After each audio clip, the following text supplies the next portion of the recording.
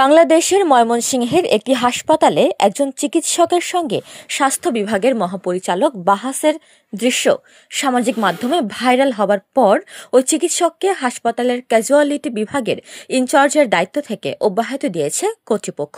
ওই চিকিৎসক অভিযোগ করেছেন, মহাপরিচালক তাচ্ছিল্যপূর্ণ দৃষ্টিতে পরপর 3 বার তার নাম জানতে চাওয়ায় তিনি অসম্মানিত বোধ করে অমন রিয়াকশন দেখিয়েছেন। একই সঙ্গে তিনি স্বাস্থ্য খাতের অনিয়ম, নিজেদের বঞ্চিত হওয়া ও চিকিৎসকদের হয়রানির নানা অভিযোগ তুলেছেন। আমি রোগীর সাথে অনেক ভালো বিহেভ করি, কিন্তু যারা এই দায়িত্বে আছে তাদের সাথে আমার ভালো বিহেভ করার মতো। Doctor community is not fit for the population of Bangladesh.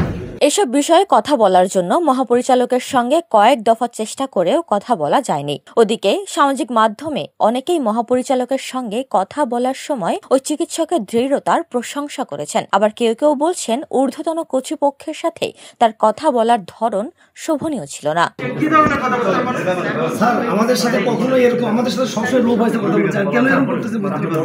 তবে স্বাস্থ্য বিভাগেরই সাবেক পরিচালক বেনজির আহমেদ বলছেন, চিকিৎসক ও ডিজির বাহাসের মধ্য দিয়ে স্বাস্থ্য বিভাগের ব্যবস্থাপনার সংকটের করুণ অবস্থার প্রকাশ পেয়েছে। বিশেষ করে সরকারি খাতের চিকিৎসকদের মধ্যে যে বঞ্চনা, ক্ষোভ ও অসন্তোষ আছে, এটি তারই বহিঃপ্রকাশ। অব্যাহতি পাওয়া ওই চিকিৎসক জানিয়েছেন, তিনি ওই ঘটনায় দুঃখ প্রকাশ করে কারণ দর্শানোর নোটিশের জবাব দিয়েছেন। এই ধরনের কথাবার্তা ডিজি অফিস থেকে আমরা শুনতে হয়। ডেস্ক রিপোর্ট, সোনালী নিউজ।